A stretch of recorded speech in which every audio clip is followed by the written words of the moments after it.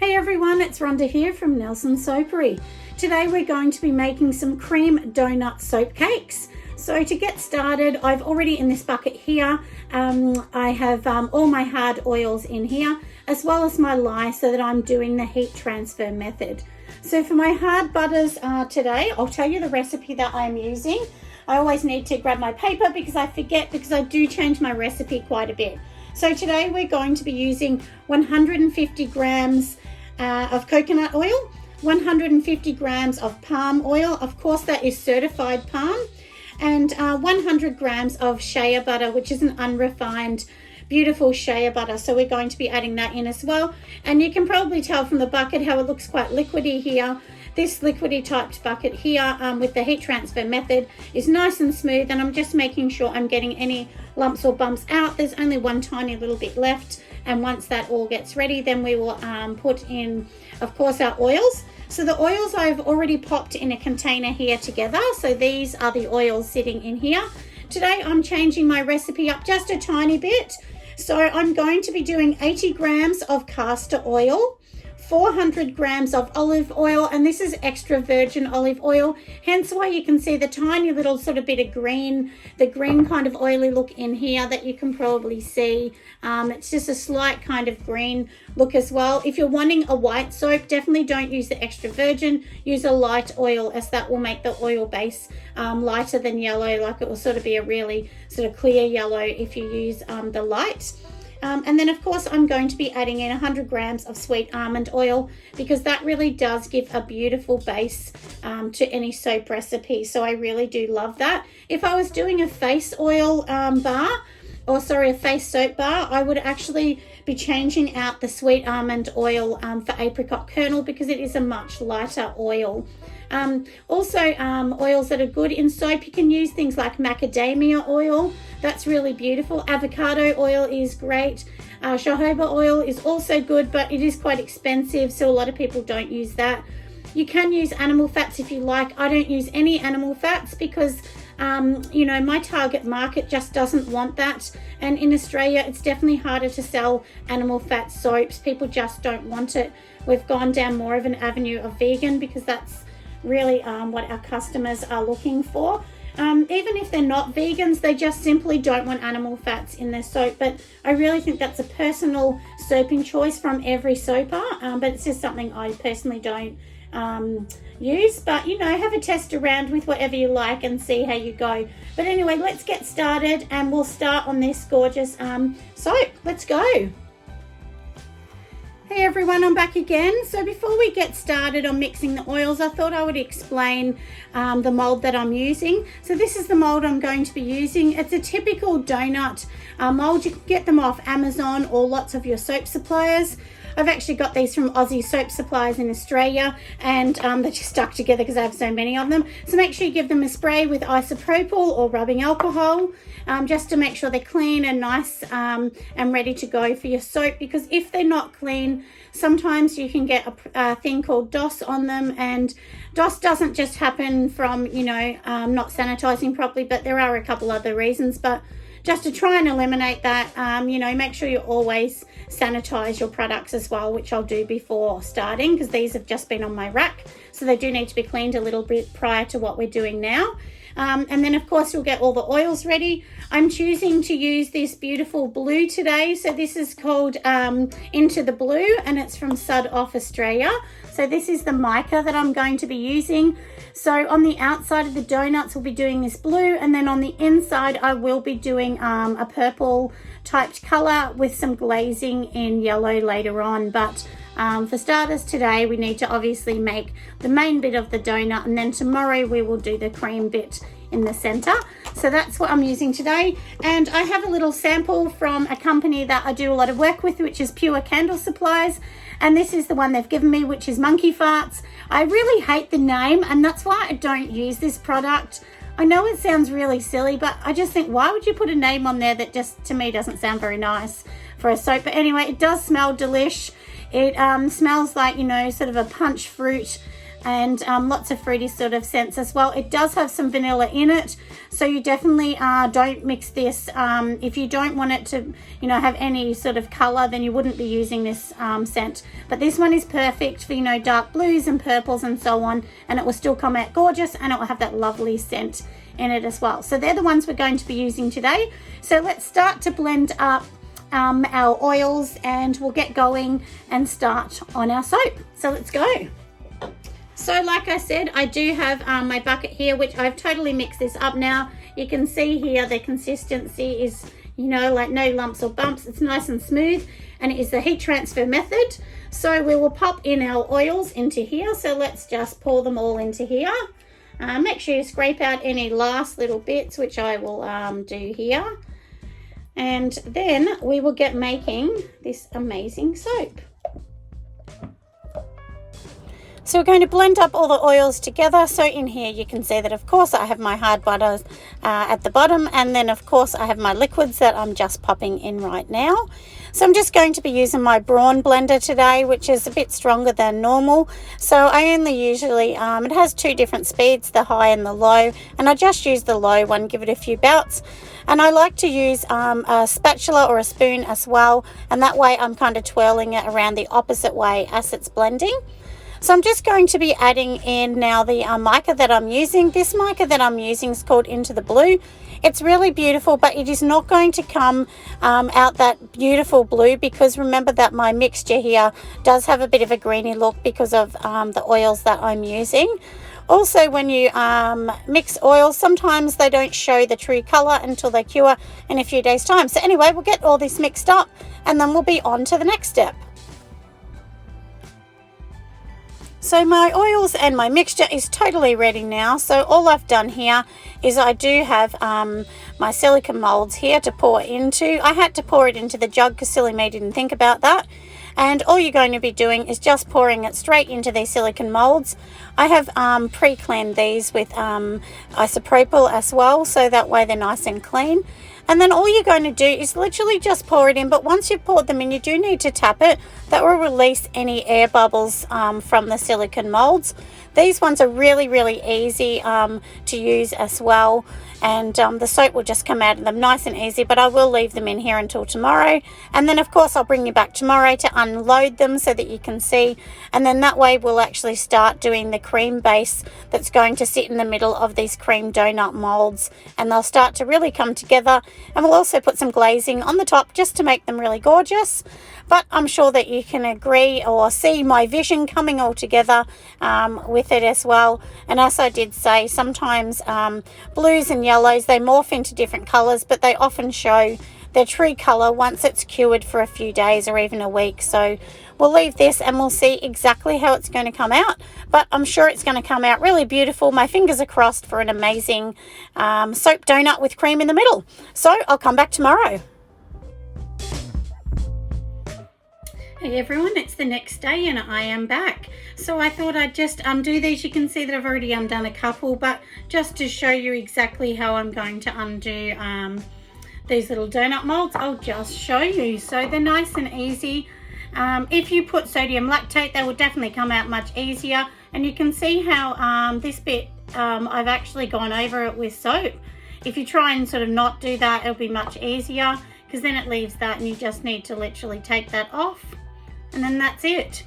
And then we'll undo all of these. And then once we undo them all, we can get to doing the next bit, which of course is the fun bit, doing all of the frosting or icing as we call it in Australia here. We don't call it frosting, it is called icing here for our soap cakes, but we will get making them, and yeah, and they will be really cute. So obviously just do remember, when you're making a soap donut, you need 2 halves to make a full cream donut. Look, you can just leave them like that. If I don't put the cream in the middle, I usually just pop them, sit them together like that, and I wrap them up like that. And that way, if it's for children, they've got 2 pieces. So I always sell it and explain to people it's really 2 soaps in one, just in case. But if you were doing it that way, you would need to file off any bit in the middle here to make sure they're perfect, because obviously you can see the little lines from the soap trace. So anyway, I'll get going and I will put all these on the table, and I'll come back in a moment when I've got all my frosting ready. All right, so we have all of our donuts laid out on the table. So what I like to do is I do a row of them facing up and a row of them facing backwards. That way I know that that is the top and the bottom for each particular donut. So we have enough here to do 9. And all we're going to do, like I said, is turn them upside down. They will need to have a spray of rubbing alcohol or isopropyl, and that way it will actually allow the mixture and the whip that we're going to be putting on them, that will actually allow that to stick properly. So if you see the bit I'm pointing to just there, that is actually showing how it's partially gelled. If you want your soap to gel, you need to put it in a warm oven after you finish it. I don't do that at all to any of mine. I just leave them on the bench to dry overnight. I'm not really keen on the gelling. I don't actually like it when it looks all shiny. I prefer the matte look. But it's a totally individual choice on what you want for your soap. So anyway, we'll get everything ready and we'll be on to the next bit so that we can put the cream in the middle of our cream donuts.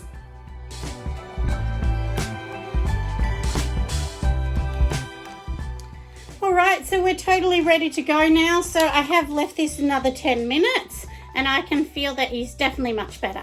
So what we're going to be doing is we'll just start again and go around the bottom here. Doesn't need to be perfect either, because you're going to squish the top on, remember?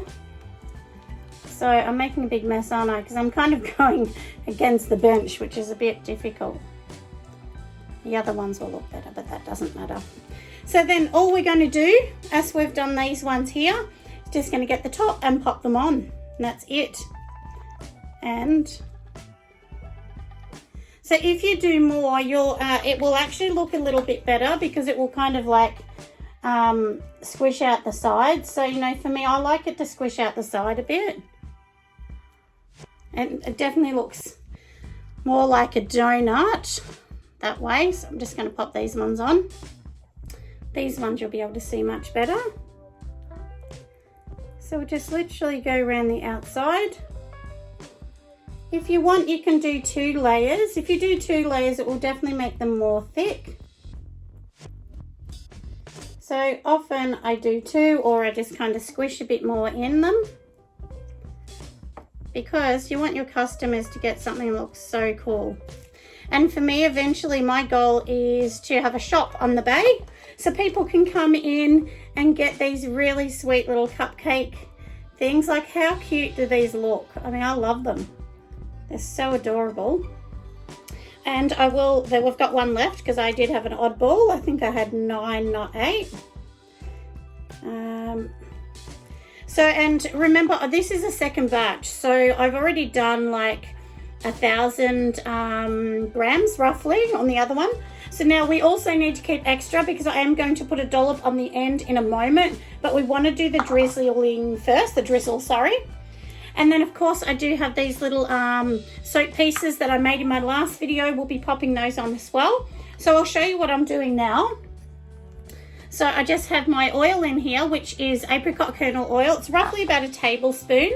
And then all I'm going to be doing is just putting a little bit of mica in there, and we'll drizzle over the top, which will make them really cute. So, but because I'm unorganized, I haven't got the mica. So hold on, I'll be back in a second, and I'll just grab some. So to keep with our theme, we might just do a little bit of blue. So it's like, honestly, it's about probably half a teaspoon I'm putting in here. Just mix it in. Obviously I have a pipette, because I'm going to be you know, sucking it through the pipette to put on the top. You can use just a spoon. If you don't have pipettes, use just a teaspoon, you know, just a plastic one or something. But honestly, it will come out better if you do it this way. And as you can see here, I'm just sucking it up in the pipette. And so, but don't just splurt it out. And I've cut a little bit off that pipette, if you can see. I've cut a bit off the end. And then just like slowly try and drizzle it over. And it will start to look really cute. And you know, you won't be able to pick this up, of course. It will need to sit here and dry. If you don't want them to look like this, you can also just use some soap. You might just have to do like a real thin layer of soap over the top as well. And too, when you're doing the sprinkles, sometimes they will not stick with this. That's the problem. So, you know, you do need the soap ones if you want the sprinkles to sort of sit on top. But I'm going to be using a bit more of, sorry, what was I going to say? Yeah, I'm going to be using a little bit more of the soap dough just to be able to put our little bits and pieces on these as well. But they do look really cute once they're done. And you'll see here, they do kind of like, the mixture will sort of slide off because it's only oil you're putting on. But once they cure, they'll be fine. So, or, you know, like I said, then you've got your sort of little bit left that I popped in here. And you can also mix the blue, which we'll put some of this blue in here just to show you. So, you know, you can put a little bit of this left just into your soap mix that I've already mixed before. This soap mix is quite thick, so that's the only problem really. You don't want this to be thick, so if you can see that, it is quite thick, but you can easily just get this, and I'll just show you, you know, like just drizzle it over the top. And we'll drizzle this because that way we can easily stick our little soap dough hundreds and thousands on top before we do the last bit. And so once you've done those, just sprinkle some of these hundreds and thousands on. And like I said, you will need the soap to be able to do that. It will not stick without the soap. If you know, if this is kind of what you're trying to achieve, like the bit of sprinkles like you would on a Krispy Kreme. Not that we have many.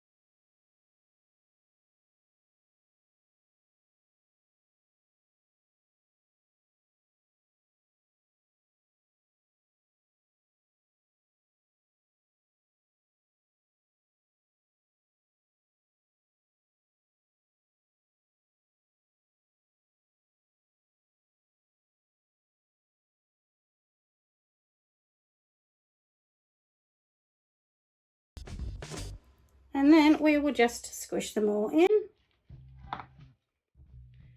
So we have these little bits.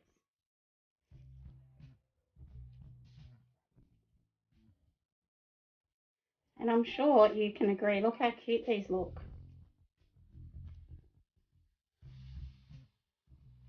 I think they're well worth it. I get lots of customers coming to me because they just like things that I do that are a little bit different. I don't like to do things that are boring and the norm, so I do try and make them a bit different. And of course, you know, because you've got the soap dough here, or sorry, not soap dough, the soap mixture here, you can put some more sprinkles. They would easily stick. Let me just show you. So, you know, they would easily stick to that. But, you know, I think we've got enough on there at the moment. And now all I'm going to do is, of course, put some glitter, because what is a donut without something sparkly?